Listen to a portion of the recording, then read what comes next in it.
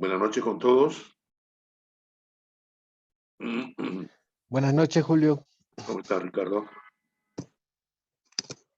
Buenas noches, Julio. Jorge, buenas noches.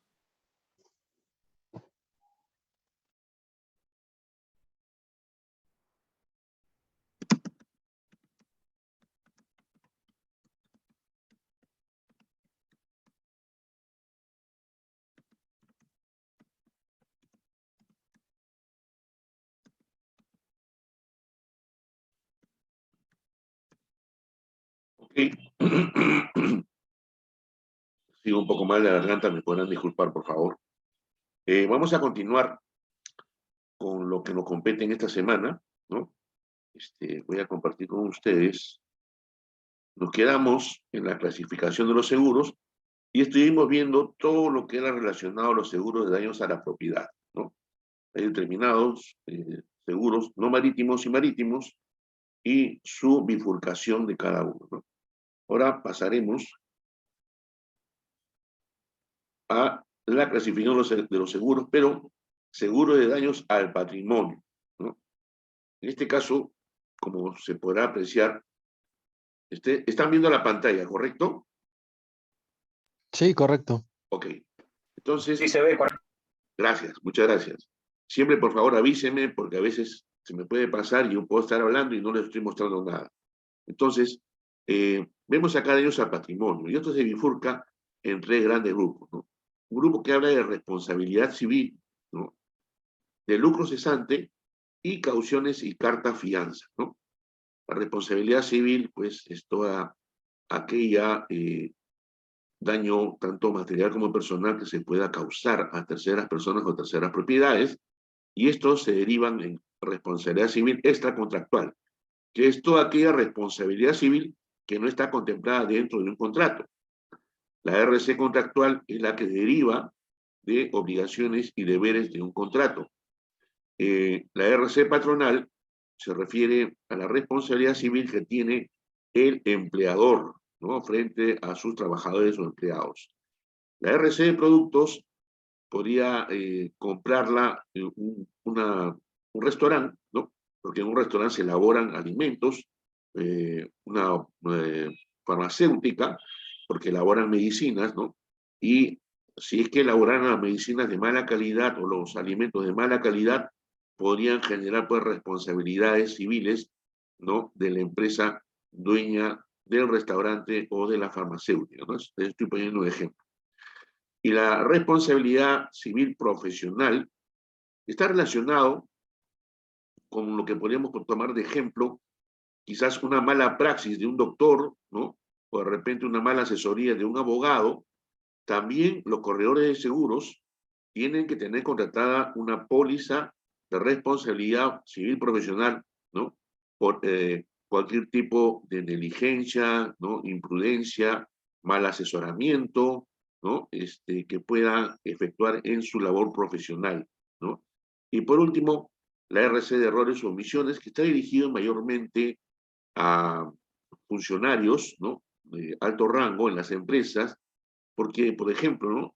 Una empresa pues tiene sus accionistas y desde el gerente general hasta el último empleado, todos son empleados. El gerente general puede tomar una mala decisión, tanto financiera, ¿no? Que es lo que más buscan los accionistas. Todo accionista que invierte en una empresa lo que quiere cada fin de año es cobrar sus utilidades, ¿no? Así como también todos los empleados. Entonces, a veces hay decisiones que toman, ¿perdón? ¿Sí? ¿Alguien quería comentar algo? Ok.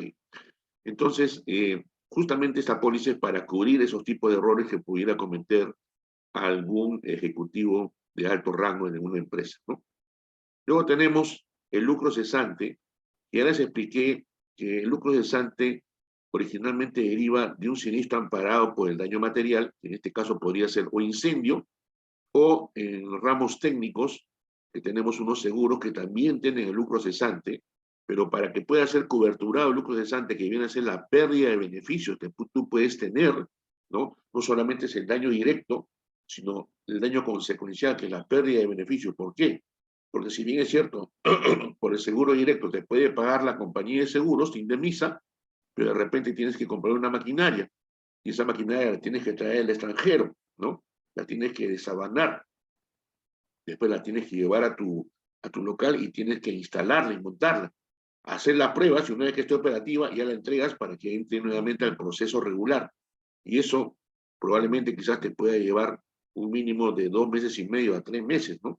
Tomando en cuenta que si es una maquinaria, la maquinaria la trasladan del extranjero vía marítima, ¿no? Entonces, son temas que se tienen que tomar en cuenta, ¿no? ¿Y qué cosa involucra el lucro cesante? Obviamente los gastos fijos, ¿no? Más la utilidad neta. Por favor, cierren su ambiental, cierren el ambiental que se escucha e interrumpe la clase, por favor. Gracias. Cauciones y cartas fianzas, ¿no? Que tienen que ver mucho con el tema de los contratos, ¿no? Contratos de construcción, o cualquier tipo de contrato que se haga a nivel privado o con el Estado, el manejo de aduanas y todo tema de funcionamiento, ¿no? El tema de cauciones y cartas fianzas. Luego tenemos, dentro de esta clasificación de los seguros, también el seguro de daños a las personas, ¿no? Tenemos 3 tipos de seguro de daños a las personas: el de vida, el de salud y de invalidez, ¿no? Entonces, el de vida, pues tienes, obviamente, cubre la muerte y también la sobrevivencia. En el caso de la sobrevivencia, puede ser un tema previsional o una renta vitalicia. En el caso de muerte, esta puede ser accidental, natural o por enfermedad. De estas deriva un seguro colectivo o individual, ¿no? En el colectivo tenemos el seguro obligatorio, que es la ley 4916, y los seguros de desgravamen, y en el participativo son los seguros temporales. En el individual tenemos vida entera, vida temporal y vida total. En salud tenemos las coberturas de enfermedad, maternidad y cualquier tipo de accidente que sufra la persona. En invalidez, mayormente se refiere a una póliza de accidentes personales, invalidez permanente, invalidez temporal y su consecuencia de si esta invalidez es total o parcial.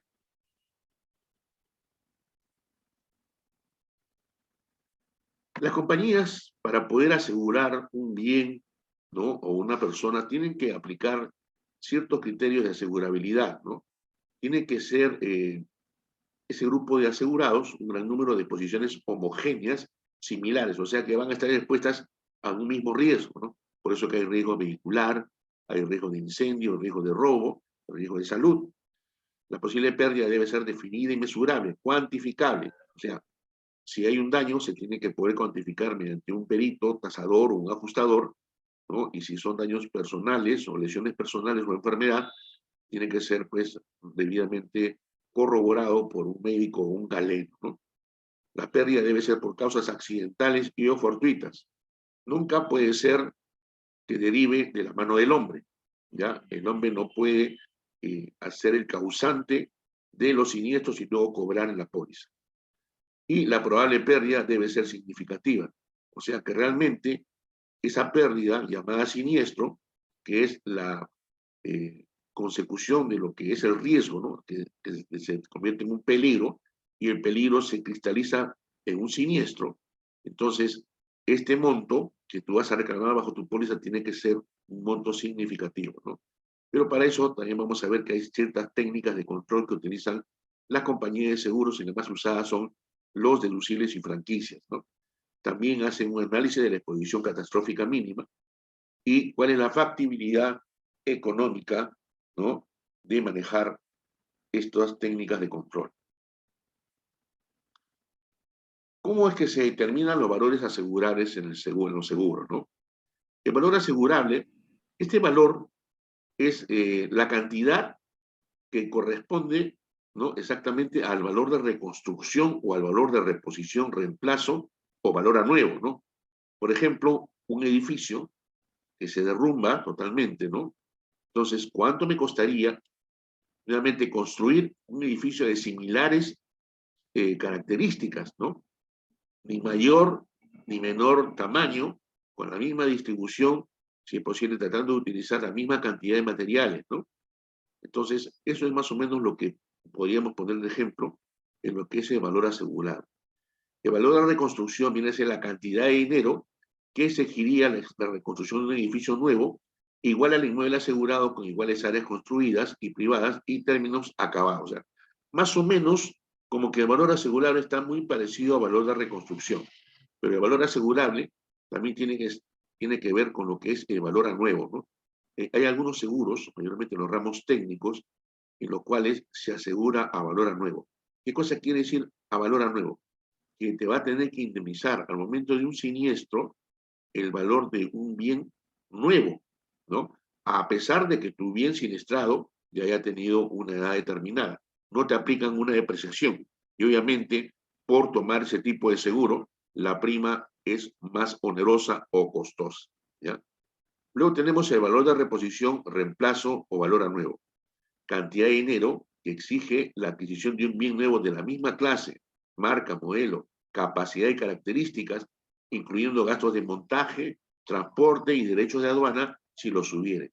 O sea, acá no solamente es que te van a indemnizar, ¿no?, el bien nuevo, sino que incluye todo lo que corresponde a su montaje, ¿no?, al transporte y todos los derechos de aduana que tienes que pagar para poder tener tu bien nuevamente operativo, ¿no? Tampoco en este caso se incluye depreciación por edad ni por uso o estado de conservación. Y finalmente, tenemos el valor de costo, que es la cantidad de dinero que exigiría la reposición de las existencias. O sea, mayormente este valor de costo se aplica en mercaderías, ¿no? Porque obviamente la mercadería, cuando tú la tienes en tu almacén, si se te siniestra, pues tu pérdida va a ser el valor de costo, no va a ser el valor de venta, porque no lo estabas vendiendo, ¿no? Eso es lo que hay que entender la diferencia, ¿no? Entonces, cuando los bienes también tienen un valor de privilegio, o sea, por ejemplo, mi abuelita me regaló pues un cuadro que pintó mi abuelo, y para mí ese cuadro tiene un valor sentimental. Yo puedo decir que ese cuadro para mí vale $20,000. Sin embargo, la compañía de seguro me dice, ¿sabes qué? Bueno, tu abuelo está bien, comprendemos el cariño que tú has tenido a tu abuelo, pero tu abuelo no era un artista conocido, ¿no? Entonces, para nosotros lo que podemos asegurar es el lienzo, la pintura, el marco, y a lo mucho lo podremos asegurar pues en $2,500. Entonces yo puedo retrucar a la vez, ¿y qué te parece si lo aseguramos en 5,000? Y así, o sea, puedes llegar con la compañía de seguros, en esos casos que encuentren estos bienes que tienen un carácter histórico, artístico, y que no puedan ser definidos, puedes acordar o convenir con la compañía de seguros el valor que se le va a dar. Y ese valor se va a tener que respetar al momento de la indemnización, ¿no? Este es un criterio también que se aplica de manera excepcional en algunas edificaciones siniestradas que tienen características de diseño y construcción a la fecha que podrían ser irreproducibles, ¿no? Quizás de repente los monumentos históricos, ¿no? El valor convenido también se aplica cuando no es posible determinar un valor de reconstrucción. O sea, no te pones tú de acuerdo en el valor de reconstrucción por tu lado con la compañía de seguros. Ahora, hay modalidades de sumas aseguradas, ¿no? Y acá quisiera que por favor tomen nota de esto, ¿no? A veces en las pólizas dice el siguiente texto: todo y cada pérdida por evento. Por evento quiere decir por siniestro, ¿no?, que sucede. Dice acá, la suma asegurada que lleva esta indicación es para cada evento siniestro. Sin embargo, las pérdidas económicas que causen pertenecen a un mismo evento siniestro, reducirán dicha suma asegurada de ese evento. Y acá ponemos un ejemplo, ¿no? Tomando en cuenta que la suma asegurada es 100,000 y dice toda y cada pérdida anual, ¿no? Entonces, ocurre un primer siniestro de incendio por 40,000. El seguro paga los 40,000. Quedan 60,000 para incendio. Ojo, ¿eh? Ocurre otro siniestro, pero de explosión, por 80,000. El seguro paga 80,000 y quedan 20,000 para explosión. Ocurre un tercer siniestro de lluvia por 170,000, pero nosotros tenemos un tope de suma asegurada que sería $100,000. Entonces ya no quedaría un límite o suma asegurada restante para poder cubrir otro siniestro por lluvia, ¿ya? Entonces, esos 100.000, si hubiera ocurrido un segundo siniestro de incendio, en el primer caso, ¿no? El primero lo tuvimos por 40.000, nos quedaban 60 y teníamos un segundo siniestro de incendio por $60.000, pues ahí ya se acababa, ¿no?, la cobertura de incendio. Ya no podías tú cubrir otro siniestro más de incendio. Si hubieras tenido un segundo siniestro de explosión, ¿no?, y de repente tenías que pagar 40.000, pero solamente te quedaban 20.000. O sea, lo único que podías tú pagar sería 20.000. Y obviamente en el tercer ejemplo, ¿no?, el ejemplo es obvio, ¿no? Si tienes un siniestro de 170.000, tienes tu suma asegurada, siempre que tenemos que estar revisando y tener la referencia de que la suma asegurada es la máxima obligación que tienen que pagar las compañías de seguro, ¿no? Si hubiera habido un siniestro de lluvia por $70.000, entonces el seguro pagaba 70.000 y quedaban $30.000, ¿ya? Esa es la modalidad de toda y cada pérdida por evento. Ojo, atentos con estas definiciones. Y luego tenemos la otra modalidad que se llama límite en el agregado anual. Por sus siglas es LAA global. La suma asegurada que está indicada es para todos los eventos o siniestros que ocurran en la vigencia anual del seguro, para todos. La ocurrencia de los distintos eventos o siniestros reducirán dicha suma asegurada. Entonces, nuevamente, tenemos como ejemplo una suma asegurada de 100.000, pero con la modalidad de límite agregado anual, ¿no? Tenemos un primer siniestro de incendio por 40.000, el seguro paga 40.000. Quedan 60.000 para cualquier otro siniestro. Ocurre otro siniestro de explosión por 80.000, pero en este caso, por la modalidad de suma asegurada, el seguro solamente tiene 60.000 para pagar. Entonces, pagando los 60.000, se extingue esta suma asegurada, ¿no? Entonces, haciendo la comparación, ¿no?, entre esta suma asegurada que acabamos de mencionar y la anterior, si ustedes fueran los corredores de seguros, ¿cuál de ellas recomendarían, ¿no?, a su cliente? A ver, les hago una pregunta suelta a todos, después de lo que acabamos de ver. La primera modalidad de toda y cada pérdida por evento o el límite agregado anual global. ¿Cuál de ellas ustedes recomendarían como modalidad de suma asegurada? Si les dieran a escoger, obviamente, ¿no? ¿Alguien tiene una idea? Primera. La primera, ¿no es cierto? ¿Alguien más está de acuerdo? Caramba, me está saliendo su conexión a internet. Está ahí. Hola Julio, ¿qué tal? Hola Marco, ¿qué tal? ¿Cómo estás? Ya me puedo conectar un rato.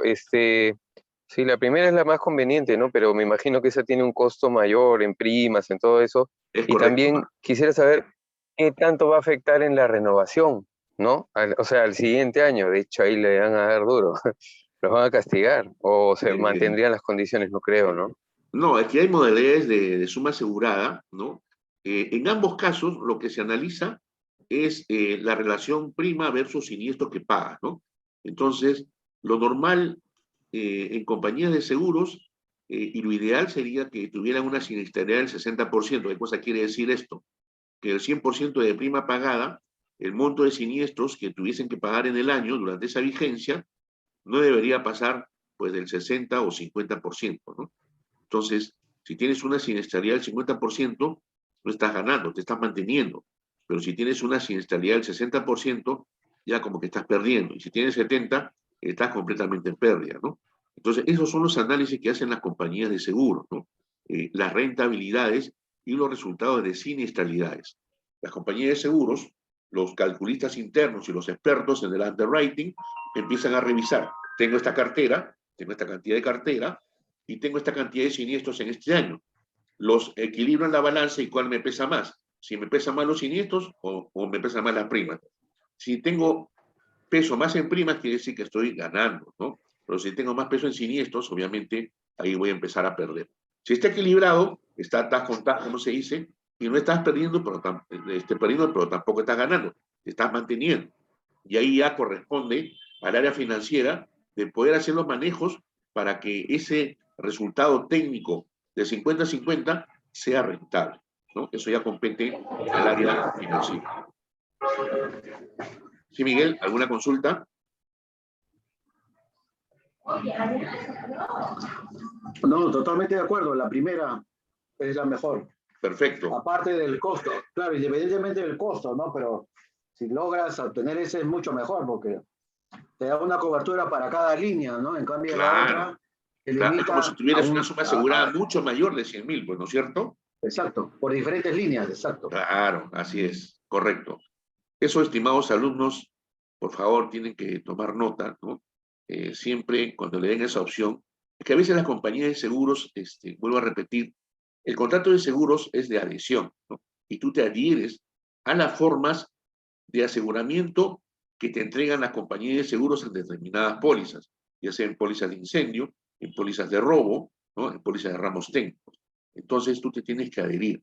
Pero si ves que tienes esa cobertura que es más ventajosa para tu cliente, pues inmediatamente lo recomiendas, ¿no? Para que lo tome, porque va a tener, como bien dice Miguel, muchas más líneas de cobertura. En cambio, en la otra, solamente al parecer es una sola suma asegurada que puede cubrir todas las líneas, ¿no? Por lo tanto, su alcance es mucho más reducido, ¿correcto? Ok, entonces, continuemos, estimados alumnos. Luego, también existen tipos de pólizas, ¿no? La póliza de todo riesgo, ¿no? Y la póliza de riesgo nombrado. En la póliza de todo riesgo, habla de que tiene que ser un evento súbito, repentino y violento, ¿no? Súbito, repentino y violento. Que te sorprende, que no te da tiempo a reaccionar y causa un daño de manera violenta, ¿no? Entonces, te cubren todos los daños o pérdidas como consecuencia de un evento súbito, repentino y violento, excepto lo que se encuentra expresamente concluido, ¿no? Expresamente excluido, perdón. Entonces, quiere decir, resumiendo, en todo riesgo, te cubro todo, ¿no? Todo ese evento, ese siniestro, que tenga esta condición de súbito, repentino y violento, ¿no? Menos lo que está excluido en la póliza. Ese es más o menos el resumen del todo riesgo. En cambio, en riesgos nombrados, te dicen qué coberturas o qué riesgos te van a cubrir, pero también tienes que tomar en cuenta las exclusiones. Entonces te dice así, el riesgo nombrado sería, te cubro A, B, C, D, ¿no? Solamente ese tipo de riesgos, si ocurre M, L, N, eso no tienen cobertura porque no están dentro de los riesgos nombrados A, B, C, D, ¿no? Pero también tienes que tomar en cuenta las exclusiones, ¿ya? ¿Quedó claro la diferencia entre todo riesgo y riesgo nombrado?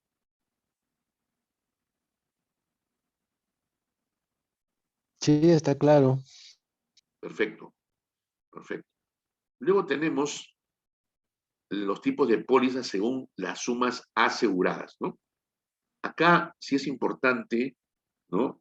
Que, como decía el Beco, un antiguo comentarista deportivo, que pongan oído a la música, ¿no? Vamos a ver. A valor total es una suma asegurada, una modalidad de suma asegurada. ¿Qué cosa quiere decir esto? Que yo tengo un 100% de, de costo o de valores en bienes que yo quiero asegurar, ¿no?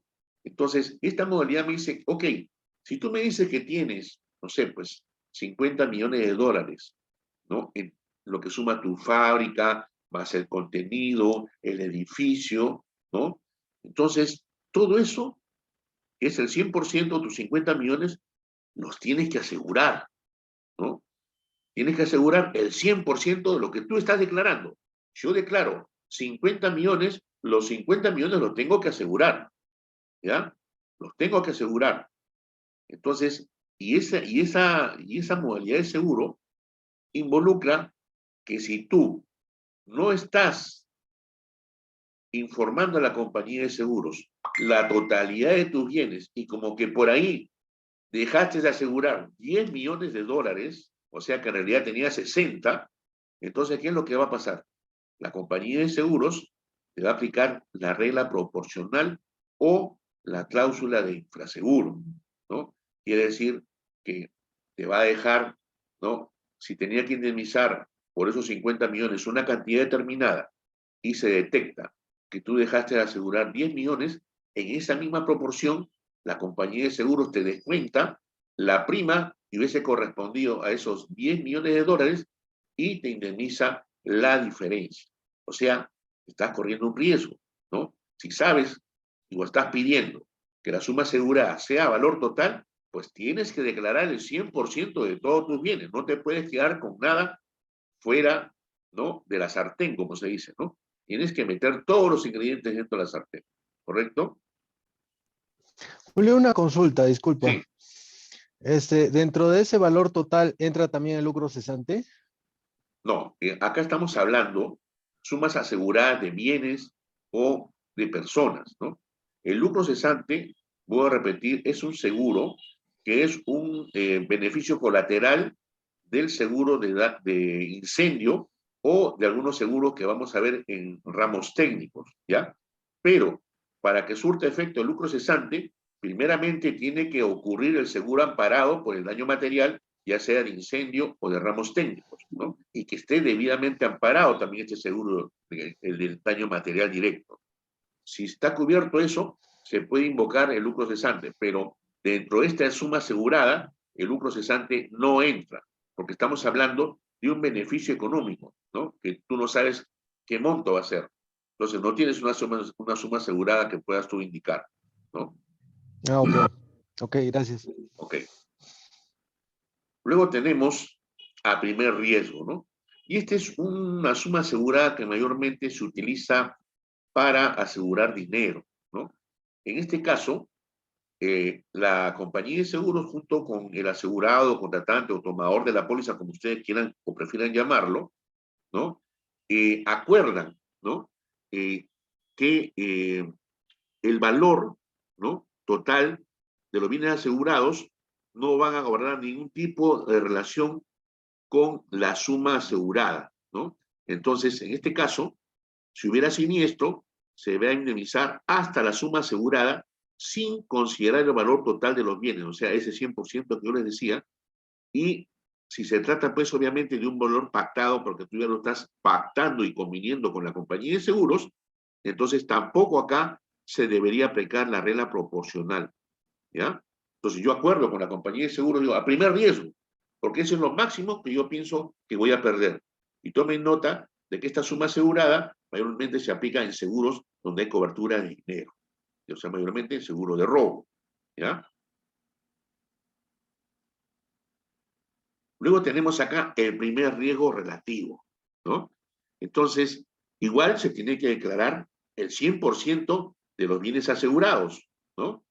Sin embargo, el asegurado puede fijar una suma asegurada como parte de ese valor declarado de los bienes que forman la materia asegurada.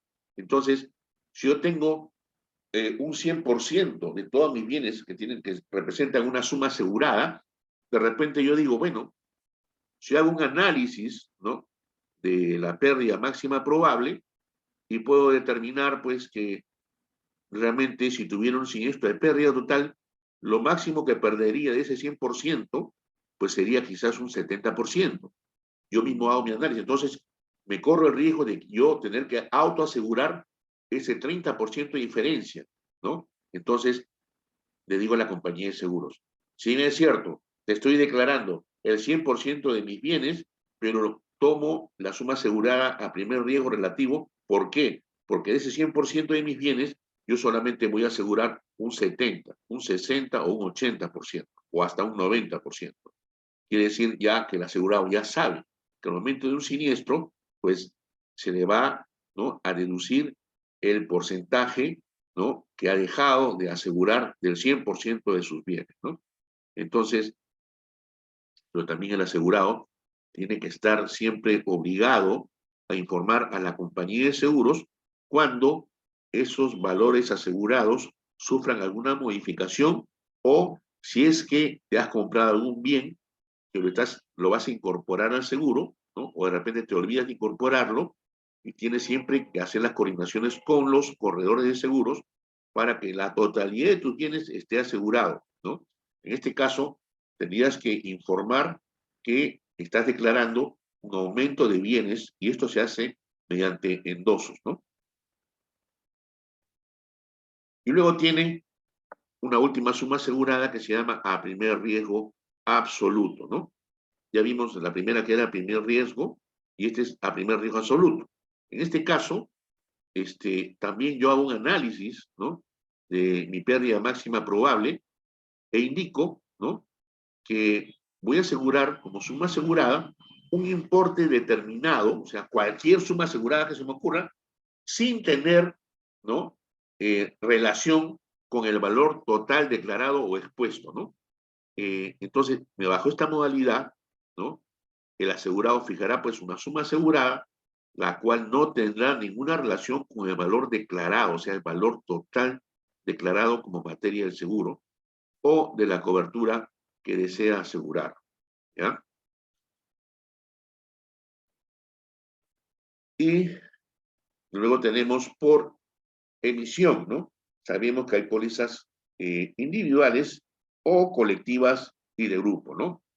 Las individuales, obviamente, son para personas naturales, donde inclusive se puede incluir a la familia, ¿no?, o sus dependientes. En caso de seguro de bienes, se utiliza mayormente transportes, en el seguro de transportes, ¿no? En estos casos, con el fin de poder asegurar un solo envío, ¿no? O cuando el asegurado es una persona que realiza pocos transportes o embarques, ¿no? En cambio, las colectivas, que es una modalidad de seguro, que cubre mediante un solo contrato a múltiples asegurados que pertenecen a una colectividad homogénea. Y luego tenemos, según la atención del siniestro, o sea, la atención del siniestro es cómo cómo se paga en la póliza, ¿no? Mayormente, casi la mayoría de las pólizas, ¿no?, de riesgos generales son de indemnización, ¿no? Entonces, son aquellas, como bien dice, pagan una indemnización hasta la suma asegurada o reponen o reparan el bien asegurado, ¿no? En los seguros de propiedad se tiene que verificar que los valores asegurados sean los reales al momento de la contratación del seguro. Por ello, es que se puede aplicar el infraseguro o el supraseguro. Luego tenemos de pago a aquellas que atienden el siniestro pagando un importe como consecuencia de una transacción extrajudicial o mandato de juez y hasta la suma asegurada. Acá tenemos, por ejemplo, las pólizas de responsabilidad civil, ¿no? Acá, obviamente, en ningún caso procede el infraseguro o supraseguro. Luego tenemos la previsional, ¿no? Aquellas que pagan la suma asegurada en forma de pensión vitalicia, ¿no? Ahí tenemos las pólizas de vida, y también podemos tener un ejemplo también como lo que son las AFP, ¿no? Y por último, la forma de indemnizar o atención del siniestro indexada o paramétrica, ¿no? Aquellas que pagan la suma asegurada luego de la ocurrencia de un índice o disparador previamente indicado en la póliza, ¿no? Mayormente, estos tipos de atención de siniestros se aplican en los siniestros agrícolas, ¿no? Por ejemplo, se asegura toda una plantación en una región determinada contra, de repente, quizás una helada que sobrepase, no sé, pues se me ocurre pensar, los 10 grados centígrados bajo cero, ¿no? Entonces, se presenta la helada, ¿no?, pero es solamente de 5 grados centígrados bajo cero. Entonces, no está llegando ese índice. Por lo tanto, ese siniestro que ha afectado a toda la plantación va a tener que ser asumida por el asegurado. Pero si hubiera un segundo evento en donde quizás, ¿no?, ahí sea, por decir exagerado, 15 grados bajo cero, obviamente que ahí sí se disparó, se activó el seguro, ¿no?, y se tiene que cubrir la totalidad, ¿no? Acá no hay que una parte, sino que en este caso se cubre la totalidad de la plantación que haya sido afectada, ¿no? Ustedes saben que nuestros agricultores muchas veces tienen que realizar apalancamientos financieros con los bancos, ¿no?, para poder sembrar, para poder cultivar y finalmente cosechar. Y al momento de la cosecha, es que muchos de ellos cumplen con pagar, ¿no?, los préstamos que hubieran adquirido con las entidades financieras con las cuales se beneficiaron de algún préstamo, ¿no? También hay modalidades de cobertura. Esto es como un mix, ¿no? la modalidad de coberturas es todo riesgo a valor total, ¿no? Aquí se combina una póliza de todo riesgo con una suma asegurada a valor total. Después, todo riesgo a primer riesgo. Aquí se combina una póliza de todo riesgo con una suma asegurada a primer riesgo, ¿no? Riesgo nombrado a valor total. Aquí se combina una póliza de riesgo nombrado con una suma asegurada a valor total. Y riesgo nombrado a primer riesgo se combina una póliza de riesgo nombrado con una suma asegurada a primer riesgo. Muchos habrán oído hablar de lo que es un certificado de seguro, ¿no? Eso es parte de los documentos que emiten las compañías de seguro, parte de los entregables, ¿no? Entonces, mediante este documento se confirma la cobertura, ¿no?, a una persona o un bien específico, ¿no? Mayormente, ¿en qué seguro se utiliza? En los seguros personales de grupo, cuando se quiere referir a una sola persona, y en seguros generales para un embarque, en particular de una póliza de transporte flotante o abierta. Según lo que les he explicado en las clases pasadas, sabemos que la prima de seguros es el precio del seguro, ¿no? Y esto quiere decir el precio que el contratante tiene que pagar por la cobertura que recibe del riesgo que la compañía de seguros está asumiendo, ¿no? Entonces, si la compañía de seguros cobra la prima, se tiene que ver obligada a cumplir con el asegurado con las coberturas estipuladas en la póliza del seguro. Esto se llama la contraprestación, ¿no? ¿Cuál es la contraprestación del asegurado? Pagar la prima. ¿Cuál es la contraprestación de la compañía de seguros? Indemnizar de acuerdo a lo que se indica en la póliza. Entonces, se dice que la prima es debida desde que se celebra el contrato de seguro, pero también puede ser fraccionada, obviamente, y esto, de acuerdo a los casos que se identifiquen o se acuerden en los convenios de pago, ¿no?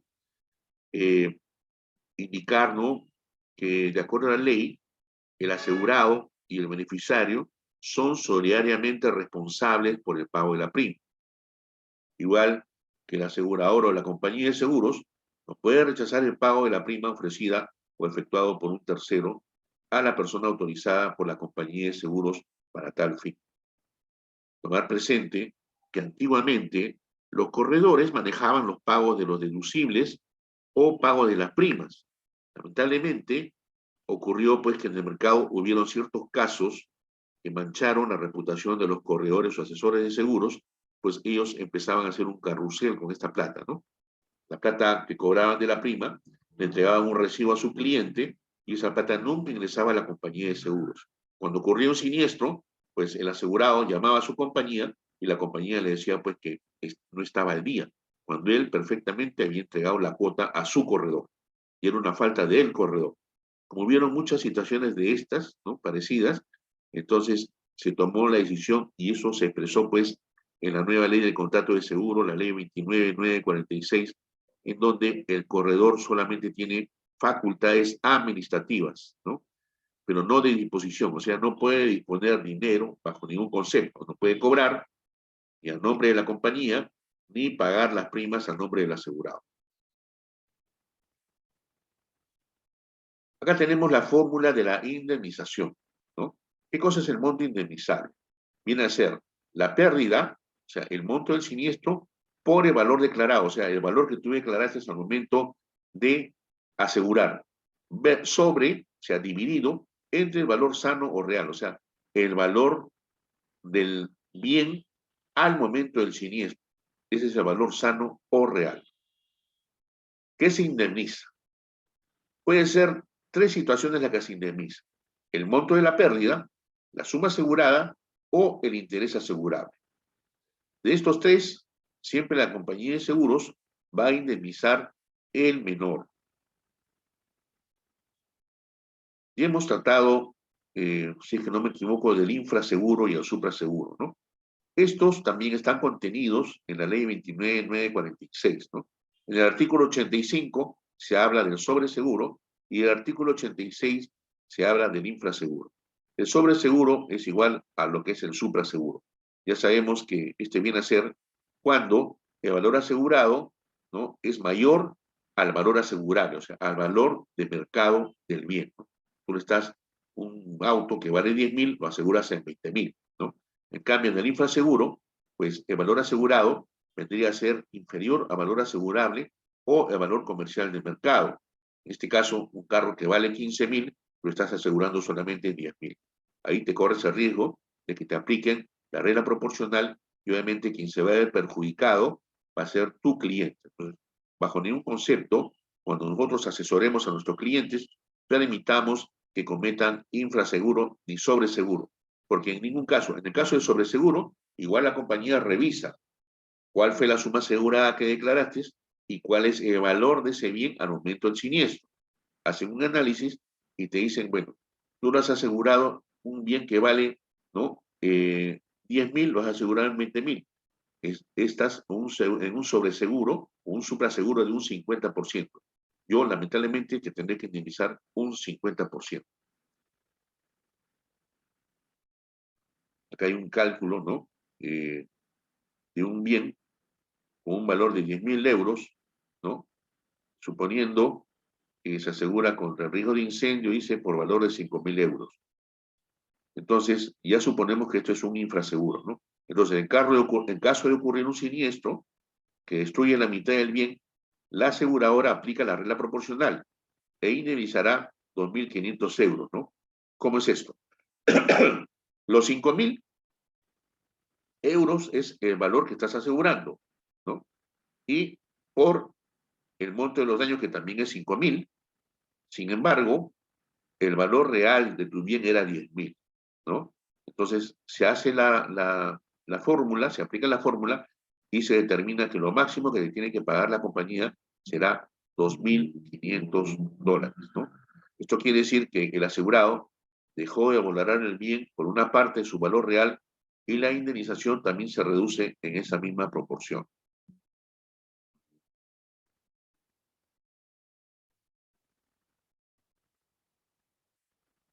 Ahora, el deducible, ¿no? El deducible es una forma de control, ¿no? Que tienen las compañías de seguro, ¿no? De controlar los riesgos, ¿no? Y lo que busca es hacer participar al asegurado en la pérdida, ¿no? Que se ocasiona durante un siniestro. Entonces, ¿cuál es la función de este deducible? Evitar indemnizar pérdidas pequeñas, obviamente hacer participar al asegurado en la pérdida y atacar la frecuencia, ¿no? Tratar de controlar la frecuencia, o sea, que no se presenten más siniestros, ¿no? Adicionalmente, se puede precisar que este deducible puede ser una cantidad estipulada en la póliza y que al momento del siniestro, el asegurado tiene que pagarla sin importar el monto del daño sufrido. Hay tres tipos, ¿no? De deducible, ¿no? El deducible fijo, el deducible que es un porcentaje del monto indemnizable, ojo, y el tercer caso es porcentaje de la suma asegurada o del valor declarado, ¿ya? Vamos a ver unos ejemplos para tener una idea más concreta de esto, ¿no? El deducible de caso 1, caso 2 y caso 3, que se refiere a fijo, porcentual del monto indemnizable y porcentual de la suma asegurada o del valor declarado. Entonces tenemos un valor declarado de 5 millones. Su valor real es 5 millones, o sea, está bien. Estamos asegurando bien y estamos declarando el 100%. Sin embargo, el valor asegurado va a ser 1 millón, ¿no? El importe de la pérdida asciende a 400.000 y el monto indemnizable será 320.000, ¿no? En el primer caso, ¿no? Nos dicen deducible 5.000, ¿no? Si el monto indemnizable o monto del siniestro es 320.000, en el caso 1, que es un monto fijo, pues tenemos el deducible, que es un monto fijo de 5.000. Entonces, si tenemos un siniestro por 320.000, le restamos 5.000 y la indemnización será 315.000. Ese es para el caso 1. En el caso 2, habla de un porcentaje del monto indemnizable. ¿Cuál es el monto indemnizable? Los 320.000. Entonces, acá habla, dice, deducible, 10% del monto indemnizable, 10% de 320.000 es 32.000, mínimo 50.000. ¿Qué cosa quiere decir mínimo 50.000? Y yo te puedo cobrar mínimo 50.000, a pesar de tener el 10% del monto indemnizable, que es 32.000, pero el mínimo que yo te tengo que cobrar en este caso como deducible será 50.000. Por lo tanto, si tenemos el mismo monto indemnizable de 320.000 menos 50.000, nos dará que la indemnización quedará reducida a 270.000. Finalmente, en el caso 3, ojo, ahí se habla de un porcentaje de la suma asegurada o del valor declarado. Entonces, acá nos dice, deducible 2% del valor declarado. Valor declarado es 5 millones, ¿no? El 2% de 5 millones será 100.000, ¿correcto? Entonces, si tenemos un monto indemnizable de 320.000 menos 100.000, la indemnización que corresponderá aplicando ese tipo de deducible será de 220.000. Estimados alumnos, ¿alguna duda con esto? ¿Está claro para ustedes? O repito algo que quizás no esté claro para algunos.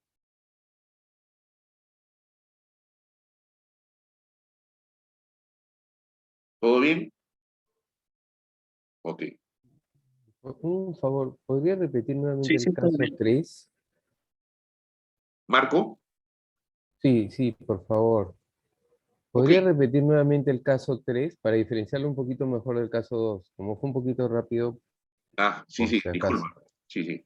Ok. No, no hay problema. A veces la costumbre, ¿no? Como uno ya sabe, piensa que todos saben lo mismo, pero disculpe, ¿ya? Ok, entonces, lo que quiero que ustedes vean es que yo estoy retrocediendo acá porque el primero dice fijo, un deducible fijo, ¿no? De ahí vemos, el monto indemnizable para los 3 casos es 320.000.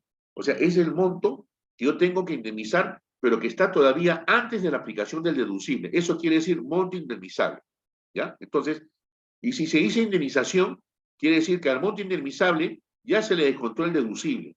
Entonces, el resultado vendría a ser la indemnización que va a tener que recibir el asegurado. Entonces, siguiendo el mismo orden, si este es un deducible fijo de 5.000 y el monto del siniestro antes del deducible es 320.000, si resto el deducible, me queda 315.000. Estoy repitiendo todo, ¿ya? En el caso 2, me dicen que el deducible va a ser un porcentaje del monto indemnizable. Ojo, el monto indemnizable es este, ¿no?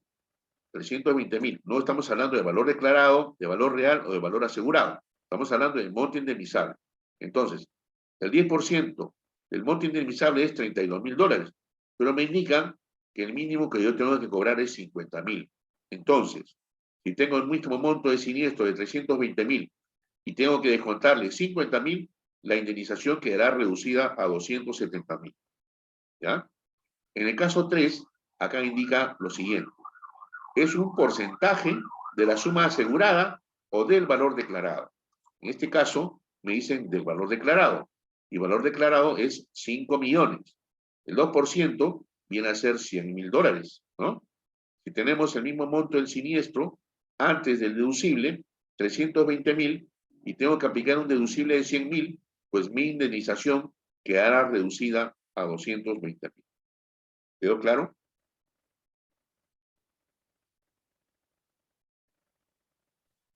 Sí, gracias. Ok. Y luego tenemos también el otro, a veces mucha gente se equivoca y dice deducible o franquicia, ¿no? Pero en verdad hay una diferencia. La franquicia viene a ser como una valla que se pone, ¿no?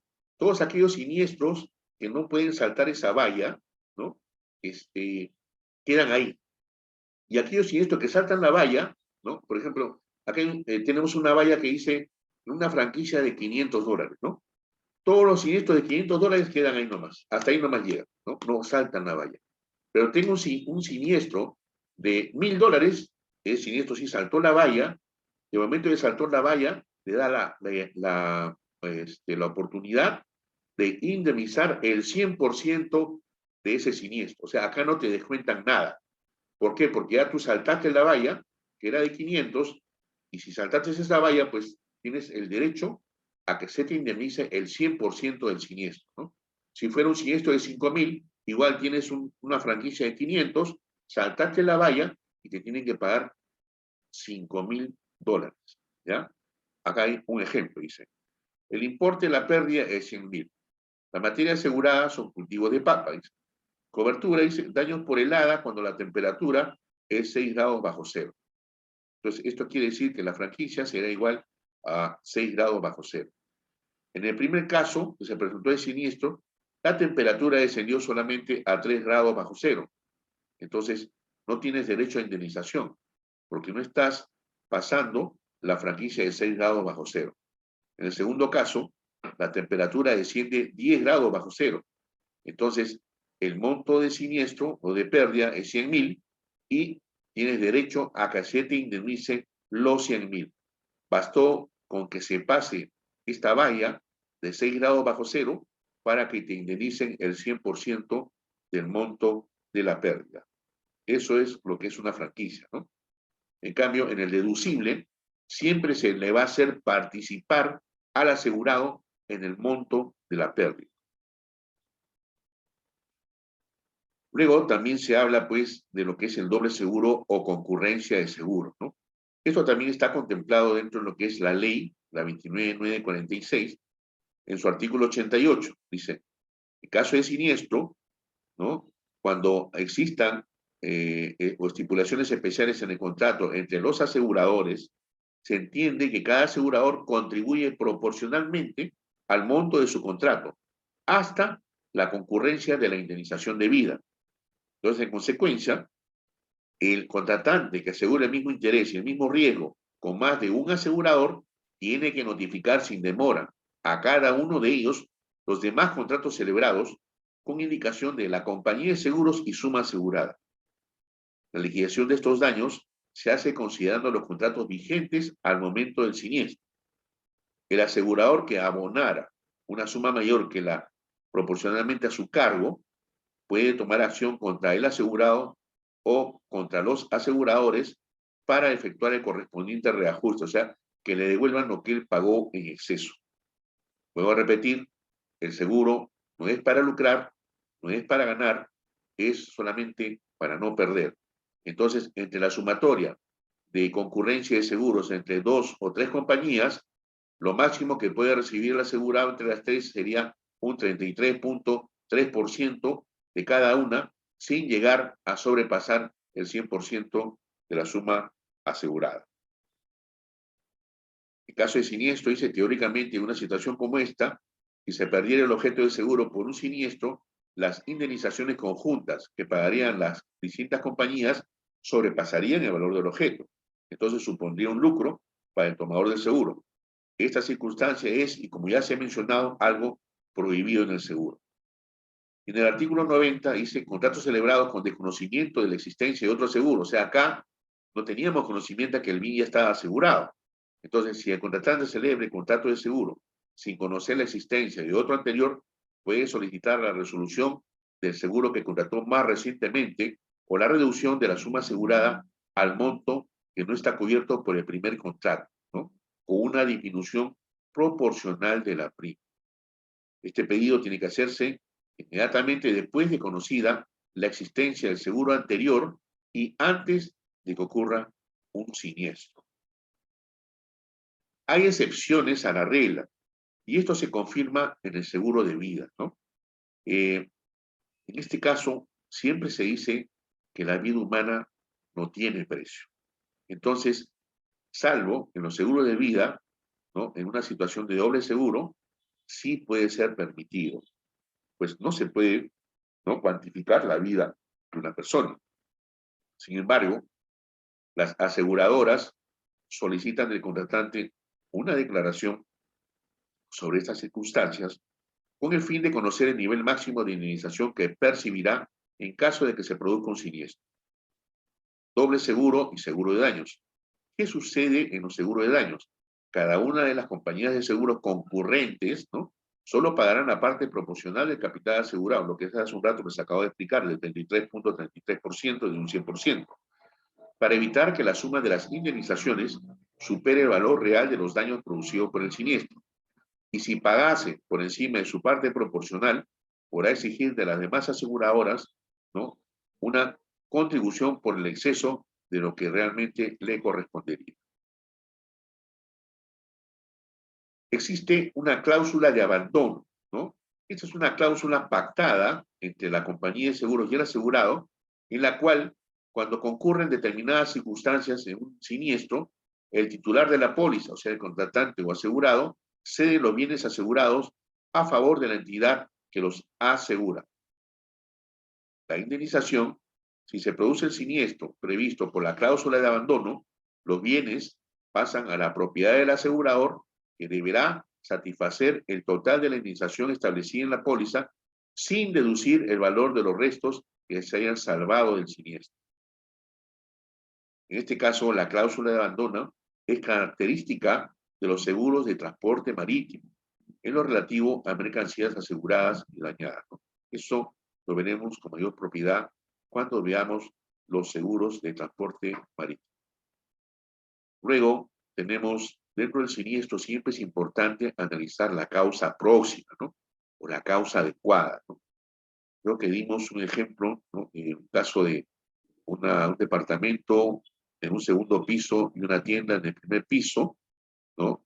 Ocurre un incendio en el segundo piso y vienen los bomberos, apagan, ¿no? El incendio felizmente, pero como consecuencia de intentar apagar el incendio del segundo piso, utilizan el agua y esta agua se filtra hacia el primer piso, causando daños en la mercadería, ¿no? Del propietario de la tienda. El propietario de la tienda también tiene su seguro, pues, de incendio, y va y reclama a la compañía de seguros. Si la compañía de seguros analiza la cobertura, la causa próxima en este caso siempre ha sido el incendio. Y para apagar el incendio se utilizó el agua. Entonces, el seguro del señor vendedor, el señor que tiene la tienda, también debería cubrir los daños que recibió su mercadería como consecuencia del agua que se utilizó para apagar el incendio. Eso se llama causa próxima o causa adecuada. Esto está contemplado, ¿no? En el artículo 2 de la ley 29.946, que es la ley del contrato de seguro, ¿no? Esta causa adecuada permite a la compañía de seguros determinar si paga o no el siniestro, y también permite al asegurado saber si su reclamo, ¿no? Por la pérdida que está presentando va a tener cobertura.